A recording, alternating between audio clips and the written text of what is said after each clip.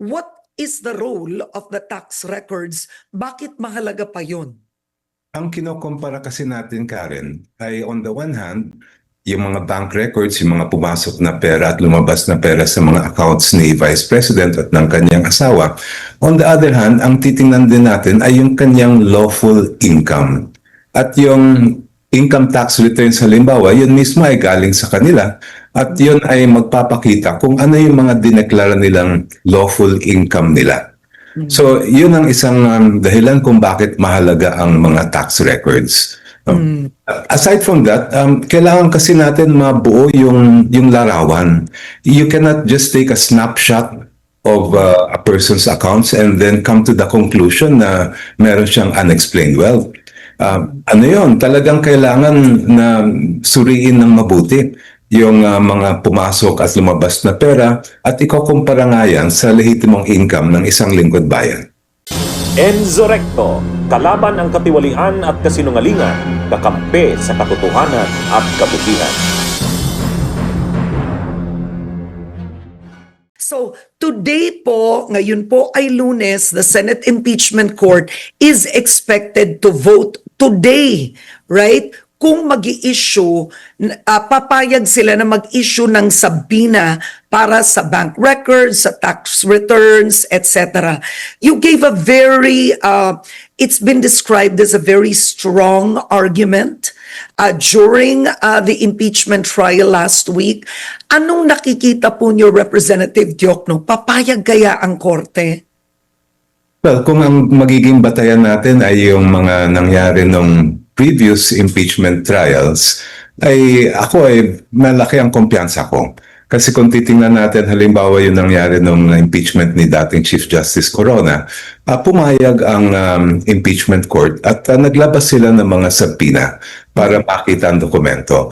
Ang issue kasi ngayon ay hindi pa naman yung pagpapapasya mismo sa ebidensya, kundi yung access sa evidence na makita ng mga maestrado ng ating impeachment court at ng buong taong bayan, ng sambayan ng Pilipino kung ano ba talaga ang andon pagdating sa issues regarding the unexplained wealth of the Vice President. Okay. Ang argument naman po ng depensa, sinabi ni Attorney Michael Poa, this is a fishing expedition. Kumbaga, di ba sinabi niya that at this point, ito yung direct quote niya, ang quote niya na you can respond to this is, when a subpoena becomes oppressive, unreasonable, merely issued for the very purpose that there is a hope somewhere, somehow, something incriminating will come out. It ceases to be an instrument of justice. It becomes a weapon of a fishing expedition. Your response to that this whole process of issuing a subpoena becomes oppressive to the Vice President? This is not in any way a fishing expedition.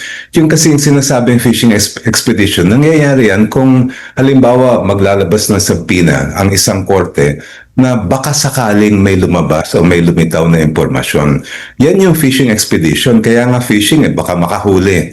Pero in our case, we have already a basis for requesting for these records. Ang naging basis, yung lumitaw na ebidensya, yung sinumite ng ating Anti-Money Laundering Council sa Committee on Justice nung pang nasa House of Representatives itong impeachment case. At doon lumalabas nga na bilyon-bilyones ang perang dumadaan sa account ni Vice President Sara at ng kanyang asawa. Kaya natin gustong makita ang mga bank records, pati ang BIR records at AMLA records para mabuo natin at makita yung buong katotohanan. At hindi ko lang naman sinasabi yan, Karen, may mga kaso mismo ang ating Supreme Court na sila na nagsabi na pagka ang pinag-uusapan ay unexplained wealth, ang dapat makita una ay yung baseline, yung unang pagpasok ng isang lingkod bayan sa gobyerno, yung una niyang pag-file ng SALN, at mula noon, lahat ng dumadaan na pera sa kanya. So sa kanyang mga bank accounts, kung saan-saan pa yung mga kinikita niya, because we have to compare the income that we can determine from that person against yung lehitimo niyang kinikita. Pag lumabas na sobrang laki ng kinita niya compared sa kanyang lawful income, yun na nga yung unexplained wealth na sinasabi natin. Okay. Representative Diokno, bakit ganoon kahalaga ang tax record? Siguro ipaliwanag po nyo sa unexplained wealth gayong ang listahan ni former Senator Antonio Trillanes of the 50 plus bank accounts. Allegedly, the Vice President with her father. Right? Tapos may isa pa doon sa listahan ni Trillanes, may account number also with allegedly the husband. Tapos yung AMLAC in that random, kumbaga random, I would say random choosing of transactions lumabas na nagtugma. Iisipin ng ilan, pwede na yun. Pag pinatawag mo yung bank manager at kinonfirm ng bank manager, oo, account yan ng vice-presidente, that should be enough. What is the role of the tax records? Bakit mahalaga pa yun? Ang kinokompara kasi natin, Karen, ay on the one hand, yung mga bank records, yung mga pumasok na pera at lumabas na pera sa mga accounts ni Vice President at ng kanyang asawa. On the other hand, ang titingnan din natin ay yung kanyang lawful income. At yung income tax returns halimbawa, yun mismo ay galing sa kanila. At yun ay magpapakita kung ano yung mga dineklara nilang lawful income nila. So, yun ang isang dahilan kung bakit mahalaga ang mga tax records. Aside from that, kailangan kasi natin mabuo yung larawan. You cannot just take a snapshot of a person's accounts and then come to the conclusion na meron siyang unexplained wealth. Ano yun? Talagang kailangan na suriin ng mabuti yung mga pumasok at lumabas na pera at ikukumpara nga yan sa lehitimong income ng isang lingkod bayan. Oo.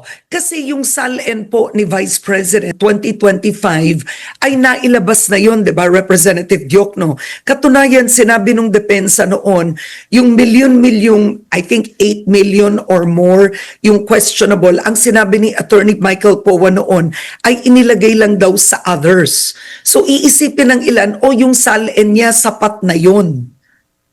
Well, ibang issue yung nabanggit ninyo, Karen, na yung sinabi nga dapat i-declare ang mga cash deposits, cash in hand, and cash in bank, na sabi nga ng defense ay nasa others daw. But that is a separate issue sa unexplained wealth kasi tatlo ang laman ng Article 2 on unexplained wealth. Yung una, that the Vice President amassed unexplained wealth out of proportion manifestly to her lawful income. Yung pangalawa ay meron siyang mga hindi dineklara sa kanyang SALN na dapat andon.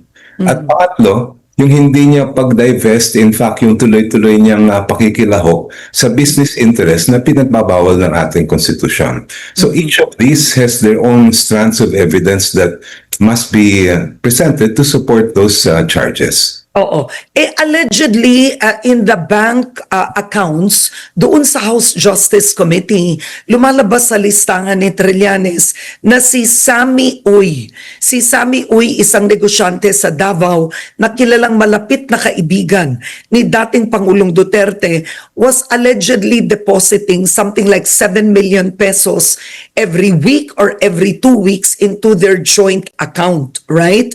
Unang-una, nasa listahan ba ng prosecution si Sammy Uy? Ipapatawag niyo po ba siya? Well, at this point, I'm not at liberty to reveal our strategies, Karen, kaya pasensya na, hindi ko masasagot yung inyong tanong. Pero itong mga bagay na ito, yung mga transaction, ay lalabas at lalabas yan dapat pag nakita natin ang bank records na hinihingi ng prosecution. Yung alleged deposits na yun ng isang negosyante to her bank account and the former president, what would that fall under the 3 points of unexplained wealth that you just enumerated?